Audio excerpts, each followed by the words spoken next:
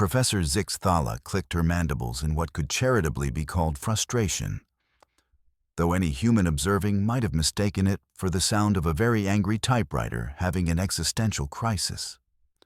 The Galactic Xenobiology Institute's most prestigious classroom had fallen silent except for the soft chittering of what appeared to be the universe's most adorable security breach. "Class," she began, her voice carrying the particular tone of someone who had spent 3 decades explaining why licking unknown alien flora was generally inadvisable. "We appear to have encountered what humans would call a situation." The situation in question was currently purring. Actually, let me back up here because this story requires some context that even the most advanced interstellar civilizations somehow managed to miss in their cultural exchange programs. You see, when humanity joined the Galactic Council, they brought with them a peculiar habit that had somehow escaped every xenobiological survey, every cultural assessment, and every single things that might cause diplomatic incidents checklist that the galaxy's finest minds had compiled over the past millennium. Humans, it turned out, had this absolutely baffling tendency to adopt things. Not adopt in the sense of taking on ideas or customs, mind you. Adopt in the sense of looking at literally any creature smaller than themselves and going, "Well, I guess you live with me now." The Council had prepared for human aggression. They had protocols for human unpredictability. They had entire departments dedicated to managing human curiosity, human stubbornness, and human tendency to solve problems by hitting them with increasingly larger objects. What they had not prepared for was human Emma Rodriguez sitting in advanced predator behavioral analysis with what appeared to be a small family of Krelith cubs sleeping peacefully across her notebook. For those unfamiliar with Krelith, picture, if you will, the evolutionary result of crossing a tiger with a porcupine, then giving it the disposition of a piranha with anger management issues. Adult Krelith were apex predators on 17 different worlds, had been responsible for the extinction of 43 different species, and were so aggressive that their own homeworld had developed a tourism industry based entirely on "Come visit beautiful Krelith Prime, where everything will try to kill you, especially the plants."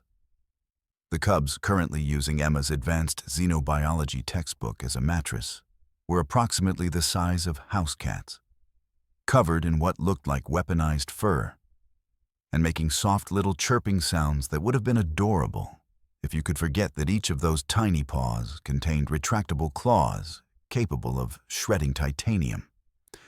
"Miss Rodriguez," Professor Zixthala said, her tone carefully neutral, "perhaps you could explain how Class 7 predators came to be using your academic materials as sleeping arrangements."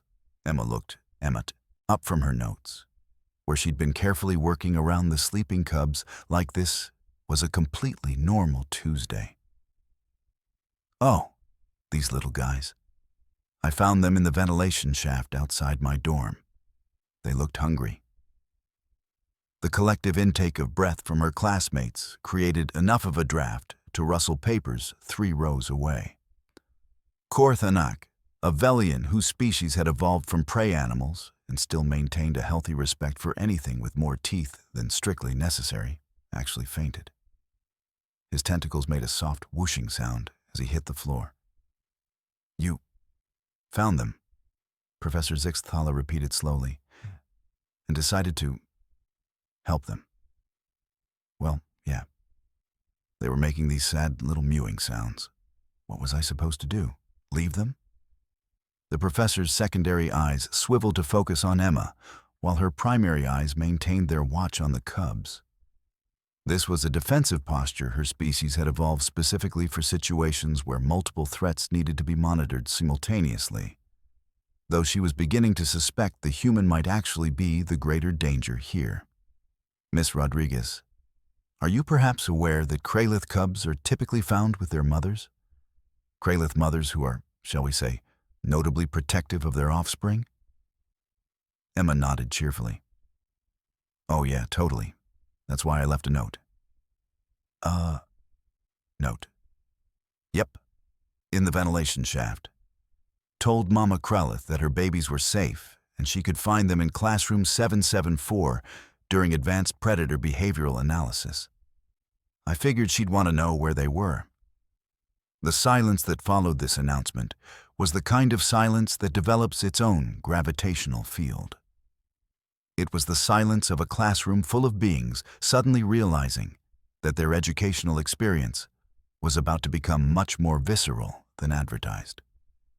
You, Professor Zixthala said, speaking very slowly and clearly, left a note for a Class 7 apex predator, inviting her to collect her offspring from a room full of potential prey animals. Well, when you put it like that, it sounds bad. Somewhere in the ventilation system above, a sound echoed that was part roar, part shriek, and part industrial machinery having a very bad day. The cubs on Emma's notebook opened tiny amber eyes and began making happy chirping sounds. Class dismissed, Professor Zixthala announced, moving with the fluid grace of someone whose species had perfected the art of strategic retreat over several million years of evolution. But we haven't finished the lesson on predator-prey dynamics, Emma called out, even as her classmates stampeded toward the exits with the kind of enthusiasm typically reserved for evacuation drills. Miss Rodriguez, the professor said, pausing at the door, I believe you're about to receive a very practical demonstration. The ceiling tiles above Emma's head began to buckle.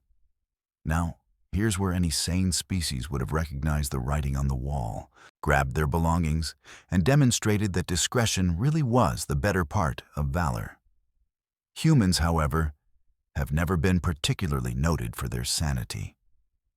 And Emma was human in the way that certain humans are human, which is to say, aggressively and with complete disregard for reasonable limitations. Instead of running, Emma gently scooped up the cubs, settled them more comfortably in her lap, and pulled out her phone. Hey, Mom, she said when the call connected. You know how you always said I should call more often? Well, funny story. The ceiling tile directly above her head chose that moment to crash to the floor, revealing approximately 2 meters of very angry apex predator. Mama Krelith dropped through the opening with the fluid grace of something that had evolved to kill things efficiently and had recently decided that efficiency was overrated in favor of thoroughness. She was magnificent in the way that natural disasters are magnificent. Beautiful, terrible, and absolutely capable of reshaping the local geography. Her coat was the color of midnight and steel, marked with patterns that seemed to shift and flow in the classroom's artificial lighting. Her eyes were the color of molten gold, and they fixed on Emma with the kind of focus that prey animals see in their nightmares. Oh, wow, Emma said into her phone. Mom, I gotta call you back. I'm about to meet someone's mom, and I want to make a good impression. Mama Krelith padded forward, muscles rippling under her coat, claws clicking against the classroom floor with each step. Every movement spoke of perfect predatory grace, of a creature so perfectly designed for hunting that she made death look like art. She approached Emma's desk, lowered her massive head, and began grooming her cubs. The tiny predators squirmed happily under their mother's attention, purring with the contentment of young things who knew they were safe and loved. Mama Krelith's enormous tongue, designed for stripping meat from bones, carefully cleaned each cub with the delicate precision of someone who understood that the most dangerous creatures in the universe were also the most fragile. Emma watched with the kind of delighted fascination that most people reserved for particularly engaging nature documentaries. Oh, you're such a good mom, she cooed, apparently forgetting that she was addressing something that could have used her spine as a toothpick. Mama Krelith's golden eyes fixed on Emma. And for a moment, The classroom was filled with the kind of tension that makes smart people invest in life insurance. Then, with deliberate care, the massive predator began grooming Emma's hair. "Okay," Emma said, holding very still. "This is either really good or really bad, and I honestly can't tell which."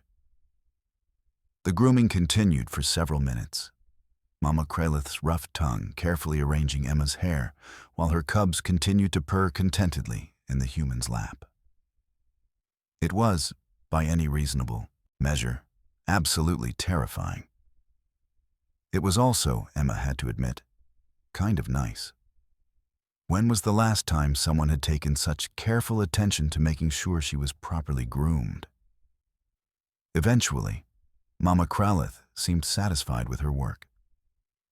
She gathered her cubs gently in her mouth, gave Emma one final look that might have been approval or might have been a promise of future violence, and with a single fluid leap, disappeared back into the ventilation system. Emma sat alone in the empty classroom, her hair now arranged in a style that would have made her mother proud, and every hairstylist in the galaxy weep with envy. She looked down at her notebook, now somewhat the worse for wear but still legible, and carefully wrote, "Note: Predator behavioral analysis requires understanding that predator-prey relationships are more complex than traditional models suggest. Human interaction with Class 7 predators appears to follow patterns not accounted for in current xenobiological literature. Further study needed." She paused, considered, then added, "Also, Kralith grooming techniques are surprisingly effective. Recommend for future diplomatic protocols." When Professor Zixthala returned to the classroom 20 minutes later, accompanied by a full security detail and what appeared to be a hazmat team, she found Emma calmly finishing her notes. "Miss Rodriguez," the professor said, her voice carrying the particular strain of someone who had spent the last 20 minutes explaining to security why one of her students was probably not dead. "Are you intact?" Emma looked up brightly. "Oh yeah, totally fine. Really nice meeting the cub's mom, actually. She seems lovely, very attentive to her children's needs." "The Kralith female groomed you," Professor Zixthala observed, noting the suspiciously neat arrangement of Emma's hair. "Yeah, I think she was saying thank you for looking after the babies, or maybe marking me as pack. Hard to tell, really, but the intent seemed friendly." The security team exchanged the kind of looks that security teams exchange when they realize their crisis management training did not adequately cover whatever fresh hell they were currently experiencing. "Miss Rodriguez," Professor Zixthala said carefully, "do you understand what just happened?" Emma considered the question seriously. "Well, I think I just became the first human to establish peaceful contact with a Kralith family unit. Which, when you think about it, is pretty cool from a xenobiological perspective."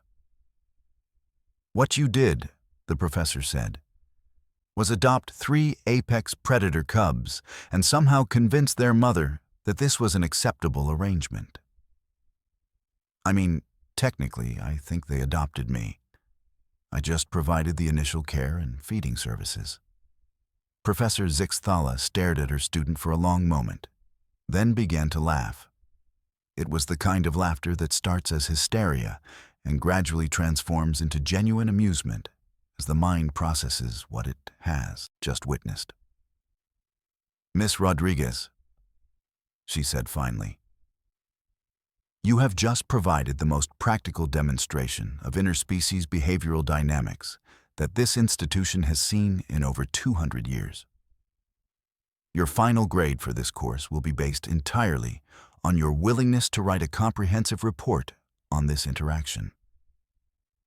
"Really?" "Because I was actually thinking about doing my thesis on whether you can successfully domesticate Kralith through early positive human contact. I mean, the cubs seemed really responsive to basic socialization techniques. and if their mom approved of the interaction. The professor's laughter stopped abruptly. "Miss Rodriguez, please tell me you are not seriously considering attempting to domesticate a species of apex predators." Emma's expression was the expression of someone who had already made up their mind and was just being polite about asking permission after the fact. "Well, when you put it like that, it sounds irresponsible. But think about it from a practical perspective. Humans have a pretty good track record with domestication projects, and the cubs really seem to like me. The cubs are genetically programmed killing machines.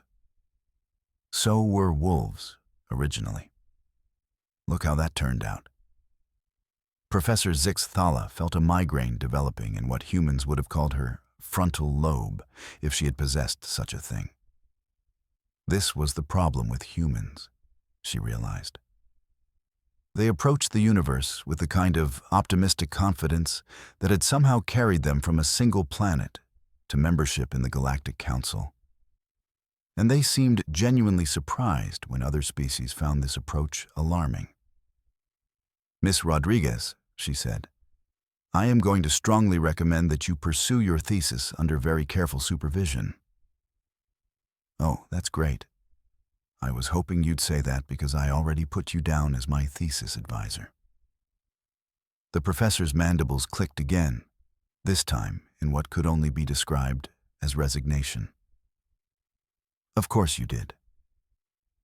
Over the following weeks, Emma's Krelith integration project became something of a legend at the Galactic Xenobiology Institute. The cubs, now officially designated as Research Subjects Alpha, Beta, and Gamma, though Emma continued to call them Spike, Fluffy, and Princess, proved remarkably adaptable to human interaction. They learned to respond to their names. They figured out how to operate automatic doors. They developed a particular fondness for human music, especially anything with a strong bass line. Most remarkably, they seemed to understand that their human packmate was significantly more fragile than their usual social group, and they modified their play behavior accordingly. Mama Kralith, now officially designated as Primary Research Subject, though Emma called her Duchess, established a routine of checking on her offspring twice daily. She would emerge from the ventilation system, conduct a thorough inspection of the cubs, groom Emma's hair if she deemed it necessary, and disappear again with the kind of efficient professionalism that suggested she had accepted this arrangement as a long-term commitment. The other students initially gave Emma's research area a wide berth, but gradually they began to observe from what they considered a safe distance. The sight of Emma sitting in the common area with 3 apex predator cubs draped across her lap while she worked on her coursework became surprisingly routine. Professor Zix-Thala found herself making daily visits to check on the project, ostensibly in her capacity as thesis advisor, but increasingly because she was genuinely curious about what would happen next. Emma's research notes read like a combination of serious behavioral observation and someone's blog about their very unusual pets. Day 15. Spike has figured out how to open food containers. This is either a significant cognitive breakthrough or a disaster waiting to happen. Possibly both. Note: invest in better food storage. Day 22. Princess has taken to sleeping on my head. This is adorable but impractical for studying. Duchess seems to approve of the arrangement, which I'm taking as a positive sign for pack integration. Day 30. Fluffy brought me a dead maintenance robot today. I think this was intended as a gift. I accepted it graciously and made appropriate appreciative sounds. The maintenance department was less enthusiastic about this development. By the end of the semester, Emma's research had attracted attention from xenobiologists across the galaxy. Her preliminary findings suggested that Kralith social structures were far more flexible than previously understood, and that their aggressive reputation might be partially due to the fact that no one had ever bothered to approach them as potential social partners rather than threats to be avoided. The cubs had grown considerably, now roughly the size of medium dogs. Though dogs who could shred metal and had an unfortunate tendency to bring their human friend presents in the form of small machinery they had hunted down and killed. Emma had learned to accept these offerings with appropriate gratitude while discreetly contacting maintenance about the mysterious disappearance of various electronic devices. Duchess had gradually expanded her approval of the arrangement to include Emma's dormitory room, which she now considered part of her territory to be defended. This had led to some awkward conversations with Emma's roommate, who had returned from a weekend home to find a 2-meter apex predator sunning herself on the common room couch. "So," Professor Zixthala said during Emma's final thesis presentation, "what conclusions have you drawn from your research?" Emma stood before a packed auditorium, 3 Kralith cubs sitting attentively at her feet like the world's most dangerous honor guard. "Well," she said, "I think we've been approaching interspecies relationships from the wrong angle. Instead of focusing on what makes different species dangerous to each other, maybe we should be looking at what makes them potentially compatible." She gestured to the cubs, who had arranged themselves in what appeared to be a protective formation around her. Spike, Fluffy, and Princess have demonstrated that Kralith social bonding behaviors can extend across species lines when approached with appropriate respect and understanding. Their mother has accepted me as a temporary pack member responsible for cub care, which suggests that Kralith society may be more adaptive than our current models indicate. A Velian in the audience raised a tentacle nervously. "But what about the danger factor? These are still apex predators." Emma nodded seriously. "Absolutely. But humans live with apex predators all the time.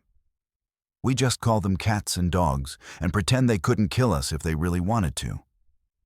The key is establishing mutual respect and clear behavioral boundaries." As if to demonstrate her point, Princess chose that moment to stand up, stretch elaborately, and settle back down with her head resting on Emma's foot. The gesture was casual, comfortable, and absolutely terrifying to most of the audience. "The real breakthrough here," Emma continued, "is understanding that predator and companion aren't mutually exclusive categories. These guys are absolutely capable of being dangerous, but they're also capable of being protective, affectionate, and surprisingly good study partners." Professor Zixthala clicked her mandibles thoughtfully. "And what do you propose as the practical applications of this research?" Emma's grin was the kind of grin that had historically preceded most of humanity's greatest achievements and worst disasters. "Well, I was thinking we could expand the program. Maybe start an interspecies companion matching service. There are probably lots of species out there that could benefit from human companionship, and lots of humans who would love to have exotic pets." The collective shudder that ran through the audience was audible. "Miss Rodriguez," Professor Zixthala said slowly, "are you suggesting that humans could potentially domesticate any species in the galaxy?" "Not any species," Emma said reasonably. "Just the ones that want to be domesticated. And maybe some that don't know they want to be domesticated yet." Later, as Emma packed up her research materials and prepared to graduate with the highest honors in the history of the Xenobiology Institute, Professor Zixthala pulled her aside. "Miss Rodriguez," she said, "what are your plans after graduation?" Emma scratched Princess behind the ears, producing a purr that sounded like a well-tuned engine. "Well, I've been accepted to the doctoral program here, and I'm thinking about expanding my research to include other apex predator species. Did you know that Zentorian deathworms might actually be social creatures? Nobody's ever tried approaching them with appropriate socialization techniques. Professor Zixthala stared at her former student for a long moment, then began to laugh again. It was the laughter of someone who had realized that the universe was far stranger and more wonderful than she had ever imagined, and that humans were absolutely going to domesticate everything they could get their hands on, whether the rest of the galaxy was ready for it or not. "Miss Rodriguez," she said finally, "I look forward to your continued research. Perhaps we could discuss your methodology before you attempt to socialize any species capable of consuming small planets." Emma nodded cheerfully. "Oh, absolutely. I'm all about safety first." The cubs chirped in agreement, and somewhere in the ventilation system, Duchess purred her approval of the plan. The galaxy, Professor Zixthala reflected, was about to become a much more interesting place. And somewhere in the back of her mind, she began to wonder what other impossible creatures might be willing to curl up on a human's notebook if approached with the right combination of kindness, respect, and complete disregard for conventional wisdom. After all, if humans could domesticate Kralith, what couldn't they domesticate? It was a terrifying thought. It was also, she had to admit, rather exciting.